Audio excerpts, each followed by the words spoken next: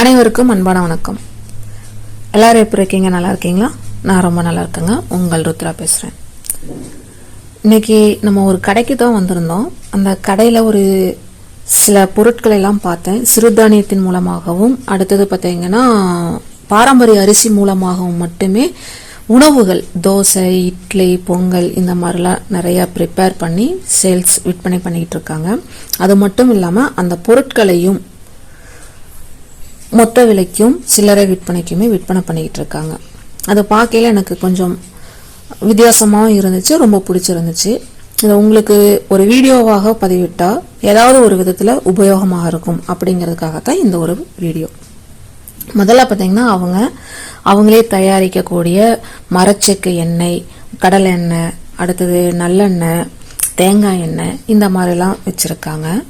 இது மட்டும் இல்லாமல் இலுப்பை எண்ணெய், வேப்ப எண்ணெய்ங்கிறது வெளியில் வாங்கியும் அவங்க விற்பனை பண்ணுறாங்க. நாட்டு பசுனையும் இருக்குது, சாதாரண பசுனையும் விற்பனைக்கு வச்சுருக்காங்க. இப்போ நமக்கு தெரிஞ்ச வரைக்கும் எப்படின்னு கேட்டிங்கன்னா, ஓகே, பொதுவாக எண்ணெய் மட்டும்தான் விற்பனை, எண்ணெய்க்கு மட்டும்தான் நம்ம ஒரு ஃபோக்கஸ் கொடுப்போம். ஆனால் அதை தாண்டியும் அதோட அடிஷ்னலாக இன்னும் சில பொருட்களையும் அவங்க விற்பனைக்காக வச்சுருக்காங்க. அப்போ நமக்கே ஒரு யோசனை கிடைக்கும், இதை தாண்டி இந்த மாதிரியும் நம்ம வைக்கலாம், விற்பனைக்கு கொண்டு போகலாம் அப்படின்னு.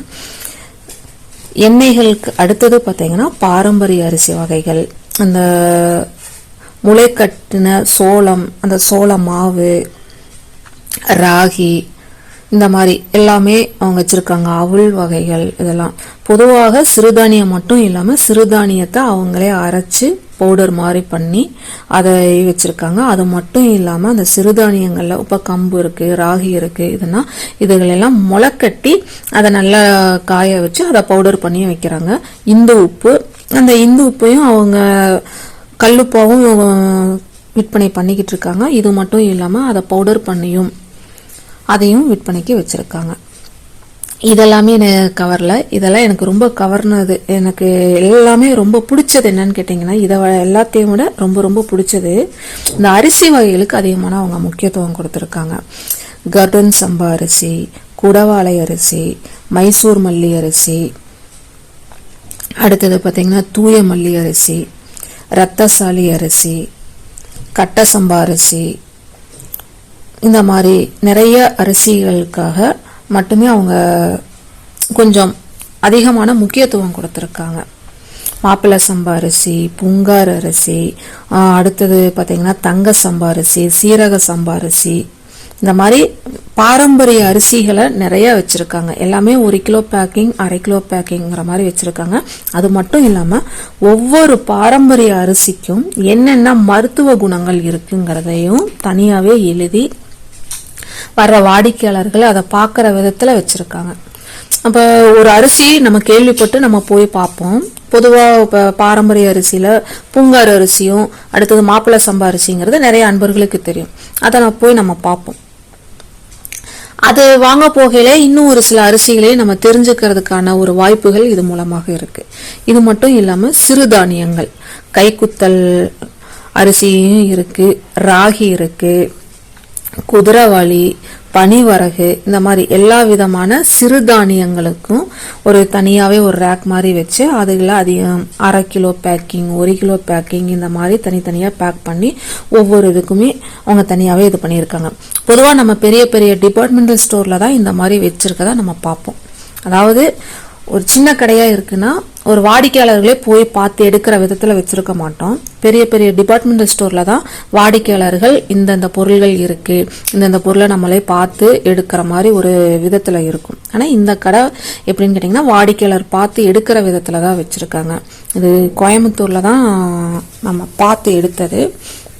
நான் ரொம்ப நாளைக்கு முன்னாடி எடுத்தது தான், ஓகேங்களா, உங்களுக்காக. அதை இப்போதைக்கு நம்ம அதாவது ரொம்ப நாளைக்கு முன்னாடி போய் பார்த்தோம், அங்கே சாப்பிட்டு பார்த்தோம், எல்லாமே எனக்கு பிடிச்சிருந்துச்சு. அதுக்கப்புறம் 2-3 முறை போக வேண்டிய ஒரு சூழ்நிலை வந்துச்சு. அதனால உங்களுக்கும் ஒரு உபயோகமாக இருக்குங்கிற ஒரு விதத்தில் தான் சரி வீடியோவை எடுத்து பதிவிட்டலாம் அப்படின்ட்டு ஒரு வீடியோவை எடுத்தது.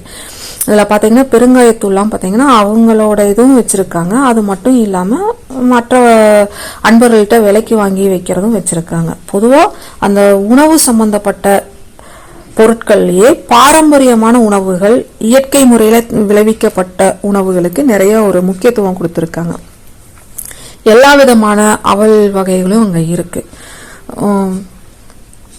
மட்டை அரிசியில் செஞ்ச அவல், சிவப்பு அரிசியில் செஞ்ச அவல், கருப்பு கவுனி அரிசியில் செஞ்ச அவல், மாப்பிள்ளை சம்பா அவல், கோதுமையில், அடுத்தது பார்த்தீங்கன்னா திணை, சாமை, இந்த மாதிரி இருக்கிறதில் செஞ்ச அவல்கள்லாம் அதில் இருக்குது. இதெல்லாம் நம்ம பார்க்கல நமக்கே ஒரு ஒரு வித்தியாசமாகவும் இருக்குது. இது மட்டும் இல்லாமல் இல்லை ஏற்கனவே பார்த்துருந்த அன்பர்களாக இருந்தாலும் கூட தொழில் செய்கிறவங்களுக்கு இது நிச்சயமாக ஒரு உபயோகமாக இருக்கும். ஓகே, நம்மளும் ஒரு தொழிலை இந்தந்த விதத்துல எல்லாம் கொண்டு போகலாம். அப்போ ஒரு பொருளை நம்ம வாடிக்கையாளர் முன்னாடி காமிக்கும் பொழுது அதனுடைய மருத்துவத்தன்மைகளையும் நம்ம சொல்லலாம். இது மட்டும் இல்லாமல் பாரம்பரிய உணவுகள்லையோ இல்லை பாரம்பரிய அரிசி வகைகள்லையோ இல்லை சிறுதானியங்களையோ வேறு என்னென்ன இருக்கு அப்படிங்கிறத மக்கள்கிட்ட நம்ம காமிக்கும் பொழுதுதான் ஒரு பொருள் வாங்கக்கூடிய ஒரு அன்பர்கள் இன்னொரு பொருள் சேர்த்து வாங்கலாம். இது மட்டும் இல்லாம அவங்க நிறைய நாள் தேடிக்கிட்டு இருக்கிற ஒரு பொருள் அவங்க கண்ணில் படும் பொழுது அவங்க ரொம்ப ஆர்வமா வாங்குவாங்க. அது மட்டும் இல்லாம அவங்களுக்கு தெரிஞ்சவங்ககிட்டையும் இதை ஷேர் பண்ணுவாங்க, பகிர்ந்துக்குவாங்க. இந்த மாதிரி அங்கே போனேன், எனக்கு நல்லா இருந்துச்சு, வித்தியாசமா இருக்கு, இல்லை நிறைய பொருட்கள் இருக்கு, இல்லை விலை குறைவாக இருக்கு, இல்லை விலை நார்மலாக இருக்கு. இந்த மாதிரி ஒவ்வொரு வாடிக்கையாளர்களும் அவங்களுக்கு விருப்பப்பட்ட விதத்துல அதை ஷேர் பண்ணுவாங்க. அதன் மூலமாக நமக்கு வாடிக்கையாளர்கள் நிச்சயமா அதிகமாவாங்க. இப்ப இந்த வித கண்ணோட்டத்திலையும் உங்களுடைய தொழிலுக்காக இதை நீங்க பயன்படுத்திக்கலாம்.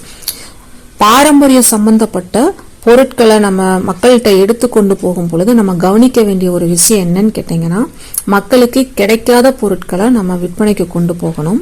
அது மட்டும் இல்லாம அந்த பொருட்களோட மருத்துவ பலன்களை நம்ம அவங்களுக்கு நம்ம சொல்லணும், எடுத்து சொல்லணும். இந்த மாதிரி எழுதியும் நம்ம காமிக்கலாம். இப்போ நீங்கள் ஆன்லைனில் பண்ணுறீங்க அப்படின்னா இதை நீங்கள் தனியாகவே உங்ககிட்ட என்னென்ன ஒரு பொருள்லாம் இருக்குங்கிறத ஒரு ஃபோட்டோ எடுத்து அதோட பெனிஃபிட் பலன்கள்லாம் என்னென்ன அப்படிங்கிறத நீங்கள் ஒரு PDF மாதிரி ரெடி பண்ணி உங்கள் கஸ்டமர் கேட்குறாங்கன்னா அவங்களுக்கு டோட்டலாகவே அனுப்பலாம். அந்த மாதிரியும் வச்சுக்கலாம். நீங்கள் இந்த மாதிரி ஒரு பெரிய கடையை நீங்கள் கொண்டு போகணும் அப்படிங்கிறத மட்டும் நான் சொல்லலை. அந்த மாதிரி தான் இருக்கணும் அப்படின்ல, நீங்கள் வீட்டிலே சின்ன அளவில் ஆரம்பம் செய்கிற மாதிரி இருந்தாலும் அப்போ அதனுடைய மருத்துவ பலன்கள் எடுத்து சொல்லும் பொழுது பாரம்பரிய உணவுகள், பாரம்பரிய உணவு செய்முறைகள், சிறுதானியங்கள், அடுத்தது பார்த்தீங்கன்னா அதை பயன்படுத்துவதன் மூலமாக என்ன மருத்துவ பலன்கள், இந்த விவரங்கள் எல்லாமே எக்ஸ்ட்ரா நம்ம சொல்லணும் வாடிக்கையாளர்களுக்கு. அப்படி சொல்லும் பொழுதுதான் அவங்களுக்கும் ஒரு திருப்திகரமாக இருக்கும். தெரியாத விஷயத்துகளே அவங்க தெரிஞ்சுக்குவாங்க. ஓகே, இந்த மாதிரியும் இருக்கு, இதனுடைய பலன்கள் இந்த விதத்திலையும் இருக்கு, அப்ப அதை நம்ம பயன்படுத்தலாம், பயன்படுத்தி பார்ப்போம் அப்படின்ட்டு ஃபர்ஸ்ட் ட்ரையல் பார்ப்பாங்க. ட்ரையல் பார்த்ததுக்கு அப்புறம் அவங்களுக்கு பிடிச்சிருக்குன்னா நிச்சயமா அவங்க தொடர்ந்து நம்ம வாடிக்கையாளரா எப்பவுமே ஒரு மனநிறைவோட இருப்பாங்க. இந்த மாதிரி ஒரு மனநிறைவோட வாடிக்கையாளர்கள் நம்ம கைவசம் வச்சுக்கிறதுக்கு இந்த மாதிரி ஒரு முயற்சிகளையும் நம்ம எடுத்துக்கலாம்.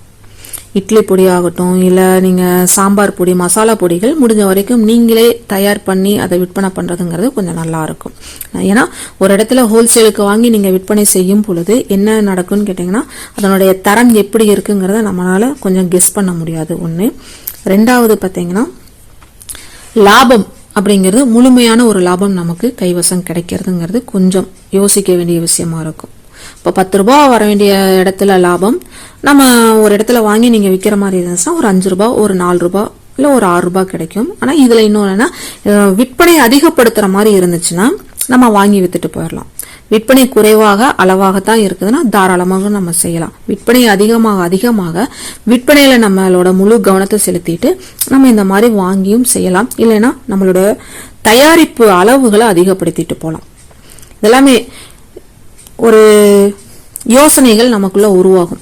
இந்த மாதிரி உங்க பக்கத்திலையும் ஏதாவது ஒரு சிறுதானியம் இல்ல பெருதானியங்களுக்கு மட்டும் முக்கியத்துவம் கொடுத்து ஒரு சில கடைகள் இருக்கு அப்படின்னா நீங்க போய் பாருங்க, அந்த உணவுகளை வாங்கி சாப்பிட்டு பாருங்க. அதன் மூலமாக உங்களுக்கு நிச்சயமாக ஒரு சில யோசனைகள் கிடைக்கும். ஓகே, நம்மளோட தொழிலை இப்படிலாம் கொண்டு போகலாம் அப்படிங்கிற ஒரு சின்ன சின்ன யோசனைகள் அதன் மூலமாக கிடைக்கும். அந்த சின்ன யோசனை கூட நம்மளோட தொழிலை அடுத்த கட்டத்துக்கு கொண்டு போகக்கூடிய ஒரு பெரிய வாய்ப்பாக அமையும் நிச்சயமாக. இதே மாதிரி இன்னும் நிறைய தெரிஞ்ச விவரங்களையும் நம்ம பகிர்ந்துக்கலாம். அனைவரும் தொடர்ந்து இணைந்து முன்னேறணும் அப்படிங்கிற ஒரு குறிக்கோள் மட்டும்தான் நம்மகிட்ட இருக்கு. நீங்க நிறைய முயற்சி பண்ணி பாருங்க, நல்ல ஒரு இது இருக்கும். அடுத்த ஒரு நல்ல ஒரு வீடியோவில் மீண்டும் சந்திக்கிறேன். நன்றி, வணக்கம்.